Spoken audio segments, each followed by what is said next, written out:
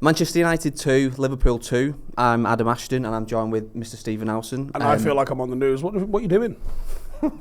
This is how I got told to introduce it. Right, yeah. Just be real. Just be like an actual normal person. Is that why I'm normal? Okay, fair enough. No, how did you find that?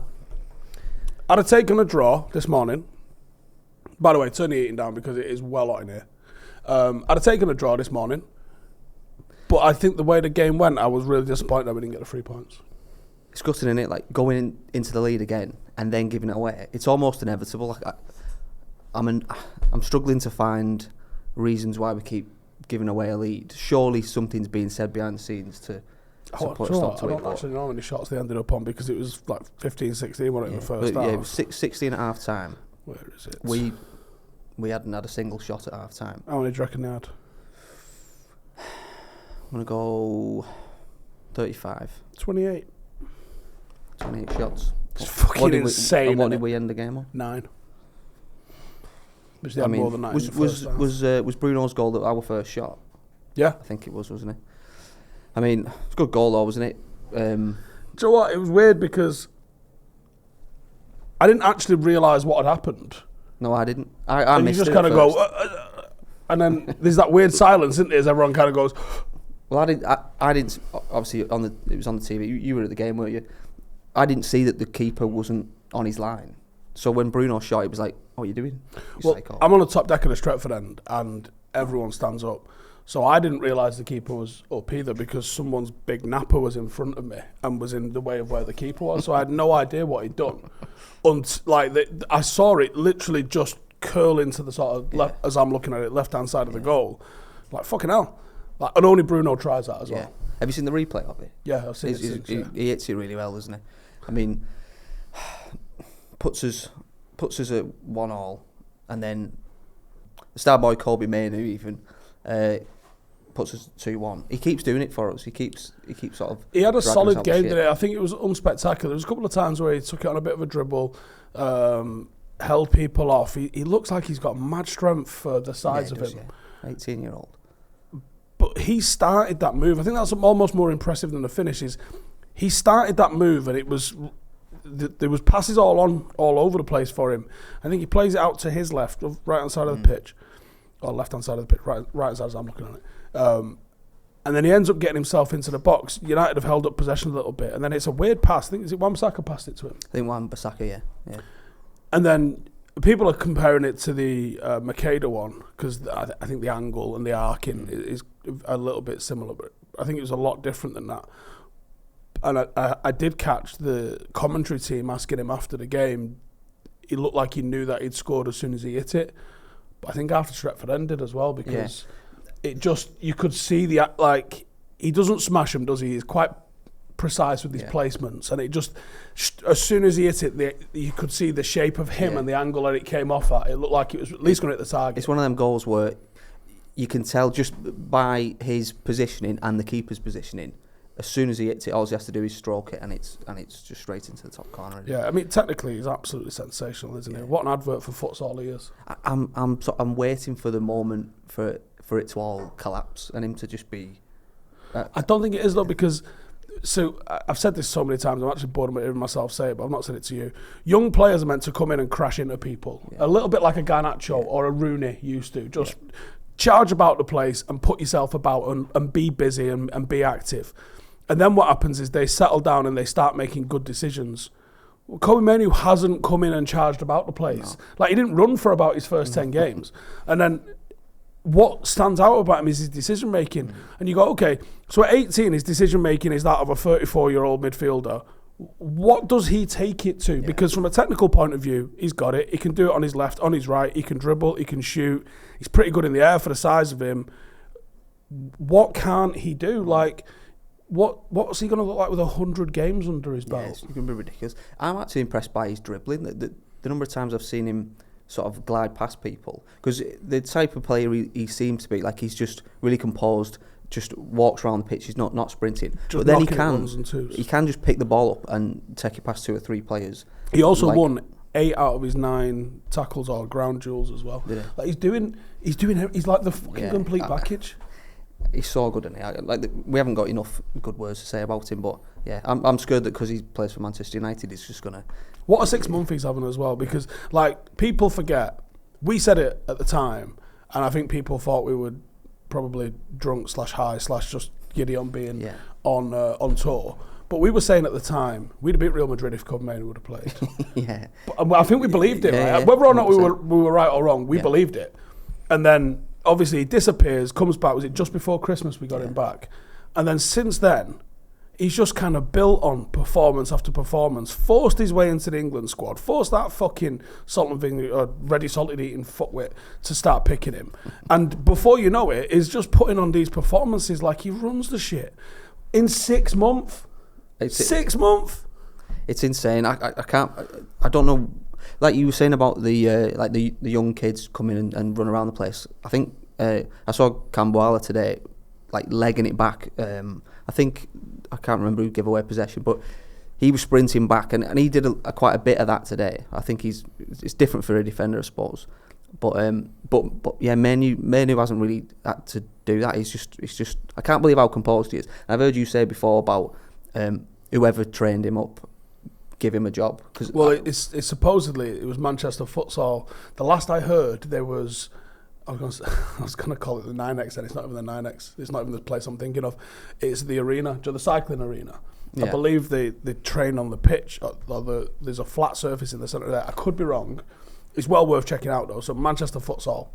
That supposedly is where he learnt it. And really? You can see some of that in the way he keeps the ball a little bit tight. And maybe because he walks around a lot. Futsal's a really quick head game that people walk around a lot in. Now, if you know that and look at his game, you go, I see that. And then if the dribble, who was it he dribbled against the other week? There was one against Wolves, wasn't it? And there was one, was it Liverpool in the last game, where he's dribbled it on both feet, kind of in a little bit of congestion. That is a dribble from futsal. I mean, he's done it quite a few times, yeah. So I think when we were asking who taught him football, I believe it's Manchester Futsal. So is that common for young kids to do that? Futsal? Yeah. Yeah, I took Jaden to futsal and I loved it. Yeah. But then whenever they trained, it was and that was. Oh man, it was out in Mosley. I had to take him all the way to bloody Mosley for it. But it was a guy called John Fenton that was teaching him, who I think he's got a job at City now, but he had a job at Everton, like a UEFA Pro or fucking A licence, or one of them fuckers. Yeah. But Jay really liked futsal, and there's a lot of that sort of drag back and change direction sort of stuff. It's a very walking. It's different to 11-a-side, but I think there's obviously a lot of transferable skills that work in 11-a-side. Yeah. But it's just those little touches where you sort of say, make a 90-degree angle with the ball, pull it back and go that way. And it's a lot less charging about in futsal because the pitch is a lot smaller, but the ball just does not stop moving. So it's played with that a little bit. Yeah. You never played it? No, never played it before. Obviously, I've only really played 5-a-side and 11-a-side. That's it, really. But yeah, it looks like it'd be pretty cool. It's a smaller ball that doesn't really bounce. Yeah. So you have to take a lot more touches of the ball to get it moving. And if you hit it wrong, it fucking well hurts your foot. So later on into the game, then we're 2-1 up, and Wan-Bissaka gives a penalty away. Fucking dive for starters. Yeah, he really doesn't touch him at all. No. But he's also give the ref a decision to make. See, this is a mad grey area for me. Is like, he's passed the ball. Was it Elliott? He's passed the ball. And Liverpool are in possession, and then he's fucking flung himself over Wan-Bissaka's legs. What's the offence? I mean, who's impeded? Because he's not even in possession. Yeah, I don't get it. This is kind of what annoys me. I know, like, fouls and penalties are supposed to be to prevent, people getting hurt and things like that. But when it's coming down to, like, it's just a little. Somebody falling into somebody else. Contact's not a foul. What's that? Contact's not a foul. I will die on the hill of contact is not a foul. Contact is not a foul. But you can't play such a fast-paced game like that and not have a little bit of contact and fall and stumble. And he just runs into him. Wan-Bissaka's on the floor. I can't. It's annoying that it's a penalty. And Wan-Bissaka's fucked up by giving him a decision to make. Yeah. He didn't need to do it. Yeah. I think both things are true. I think it was an absolute 100% clear-cut dive, and I also think it probably was a foul because of he's forced that contact in a way. Yeah. It's I don't know. It's a fucking weird one. It's an annoying one as well because even though I can't sit here and tell you we absolutely deserve to win. Obviously, I want to win, and you've done enough to win at that moment as well. You put the ball in the back of the net a couple of times. Yes, Liverpool have had 28 shots, but the shots have been shit. And Onana's had a really good game as well, and kept him out. So you've done enough. And how different would this season feel if the last 3 games, the game would have finished? Okay, they didn't score beyond the 90 this time, but the game would have finished with us winning. Yeah, because we was a couple of minutes away from that, really. Yeah. It's frustrating. And a fucking couple of penalties. Yeah, it's really frustrating the amount of times we've given the lead away. But do you think this? People were saying if we go into this game and we lose against Liverpool, that's Ten Hag's job done. Do you think that changes anything? The fact that it was a draw, the way the game went. No, I mean, I would hope that Ineos are not as changeable as the average fan on Twitter. Yeah. I would hope Ineos have got more of a robust plan that doesn't revolve around a good or bad refereeing decision to change their mind on whether this man is the right thing for the future of the club. Yeah. Fans are meant to be emotional and unstable and flip-flop from one thing to the next. You would hope Ineos, with the admittedly great decisions that they've made so far, make another great decision in either keeping him, giving him time, or fully and correctly identify a replacement that is a genuine upgrade on him. Because if it's Gareth Southgate, he is none of those things. Yeah. I was saying this to Jay the other day. I hope that a decision's not being made based on the Chelsea game and the Liverpool game. I hope it's made just purely from what they see Ten Hag do behind the scenes. Because the result of a game isn't necessarily just on the manager. It's on. It's not even just on the players. There's coaching staff, medical staff, everything.